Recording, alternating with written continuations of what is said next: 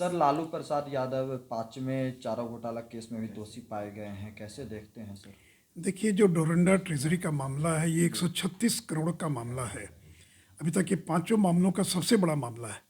और उस जमाने का 136 करोड़ आज का 765 करोड़ रुपया है।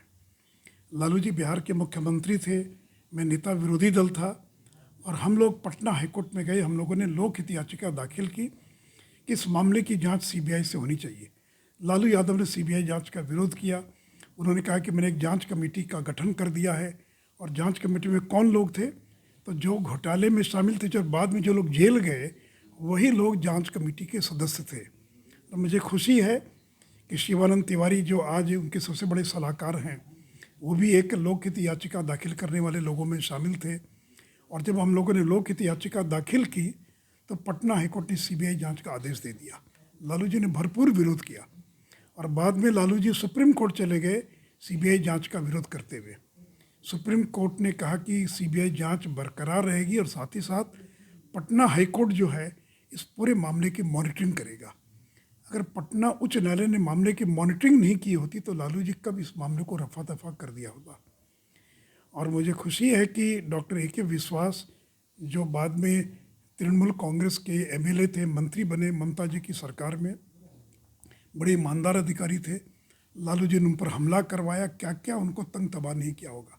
और राकेश अस्थाना, जो इस समय दिल्ली के पुलिस कमिश्नर हैं, वो उस समय सीबीआई में थे। तो ऐसे लोगों के कारण ये मामला अपने मुकाम तक पहुंचा और लालू जी को 5वें मामले में ये सज़ा हुई है। और देखिए, इस मामले के अंदर जितने लोग थे, आधे दर्जन आईएएस अफसर, जो पशुपालन विभाग के जो मंत्री हुआ करते थे, वो सारे के सारे लोग जेल गए। तो ये मामला इतना बड़ा मामला बना कि करीब 1000 करोड़ रुपये से ज़्यादा का मामला। लेकिन लालू यादव में कोई सुधार नहीं हुआ, जेल में थे। और 2015 में जब सरकार बनी नीतीश जी के नेतृत्व में और तेजस्वी यादव उसमें मंत्री बने, तो फिर हम लोगों ने मैंने मामला उजागर किया कि किस तरह से लालू परिवार ने 1000 करोड़ रुपये से ज़्यादा की संपत्ति इकट्ठा की है। उस मामले में फिर लालू जी चार्जशीटेड हो गए, तेजस्वी यादव चार्जशीटेड हैं, राबड़ी देवी चार्जशीटेड हैं। तो ये सुधरने वाले लोग नहीं, इनको कोई डर भय नहीं है। तो आज मुझे दुख है इस बात का कि इस उम्र में लालू जी को शायद जेल जाना पड़ सकता है, उनको सज़ा हो रही है। लेकिन एक बिहार में कहावत है, बोया पेड़ बबूल का तो आम कहाँ से हो। तो जैसा किया वैसा आपको भरना पड़ रहा है। लेकिन उनका परिवार का कहना है कि वंचित शोषितों की आवाज़ को दबाने की कोशिश हो रही है। अगर ये कोशिश हो रही है तो न्यायालय को दोष दीजिए। तो ये जो जज थे, ये क्या उनके ये बीजेपी से जुड़े हुए हैं क्या? अगर 5-5 मामले में उनको सज़ा हुई है, जी। तो देखिए पुख्ता सबूत है तो कोई कोर्ट बचा नहीं सकता। ये तो एक पॉलिटिकल बयानबाजी है, फंसा दिया गया। किसने फंसाया भाई? उस समय देवगौड़ा थे देश के प्रधानमंत्री जब चार्जशीटेड हुए। AR किदवई थे बिहार के राज्यपाल, जो किदवई साहब कांग्रेस के द्वारा मनोनीत किए गए थे राज्यपाल, उनके समय में चार्जशीट फाइल हुआ। और आप तो रेल मंत्री थे, आप बचा लिए होते, आप अपने केस को ख़त्म करवा लिए होते।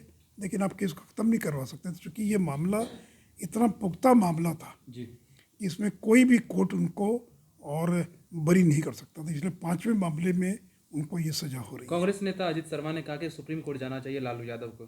तो उसके पहले भी तो सुप्रीम कोर्ट में जाइए, कोई पहला मामला थोड़ी है। इसके पहले भी मामलों में उनको सज़ा हुई है तो सुप्रीम कोर्ट तक गए हैं। तो सुप्रीम कोर्ट ने भी इनकी सज़ा को ये नहीं कहा कि ये निर्दोष हैं। तो बेल मिलने का मतलब कोई निर्दोष नहीं होता। किसी मामले में अगर किसी को बेल मिल गया तो इसका मतलब वो निर्दोष हो गया, ऐसा नहीं है। तो ये लोग बेल मिला तो ये प्रचार करते हैं कि देखिए मुझे तो बेल मिल गया।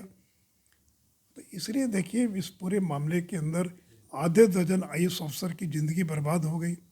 और जो किंग पिन लोग थे, श्याम बिहारी सिन्हा सबसे बड़े किंग पिन थे इस पूरे मामले के, डॉक्टर रामराज राम, डॉक्टर भेंगल, पता नहीं कौन कौन लोग थे, मैं तो अब उनका नाम भी भूल गया, इतना पुराना नाम हो गया। और बिहार के पशुपालन मंत्री को जेल जाना पड़ा। और ये हालत होगी कि कोई पशुपालन मंत्री नहीं बनना चाहता था। 2005 में जब नीतीश जी की सरकार बनी और मैं पशुपालन मंत्री बना, तो लोग आकर कहते थे कि आप बन गए पशुपालन विभाग के मंत्री। इस विभाग का जो मंत्री बना वो जेल गया। तो एक ऐसी स्थिति बन गई थी कि पशुपालन विभाग का कोई मंत्री नहीं बनना चाहता था। तो बिहार को एक अंधेरे में धकेल दिया लालू यादव ने। 15 साल बिहार का एक अंधेरा, एक अंधा युग कह लीजिए, एक अंधकार का 15 साल था। और जब लालू जी जेल गए तो राबड़ी जी को मुख्यमंत्री बना दिया, जो लिखना पढ़ना भी नहीं जानती थी। अब तो राबड़ी जी बोलने लगी, उस समय तो वो बोल भी नहीं पाती थी। विधानसभा में 2 लाइन से ज़्यादा कभी उनका 5 साल तक भाषण नहीं हुआ। तो ये बिहार का दुर्भाग्य तारे भी बनाना था तो रघुनाथ झा को बनाते, अब्दुल बारी सिद्दीकी को बनाते, किसी और को बनाते, साधु यादव को ही बना दिया होता कम से कम। लेकिन घर की सत्ता घर में बनी रही और जेल से निकलने के बाद घर से बैठकर सत्ता चला सके, और वही काम करते रहे, जेल से चलाते रहे सरकार। जो कि झारखंड में कांग्रेस की सरकार थी तो मज़ा लूटते रहे, जेल में रहते हुए भी आ गए सर्किट हाउस में। कल भी जब वहाँ गए तो मजमा लगा हुआ था सर्किट हाउस में। तो इसलिए देखिए, लालू जी पर इन चीज़ों का कोई फ़र्क और कोई असर नहीं होता है।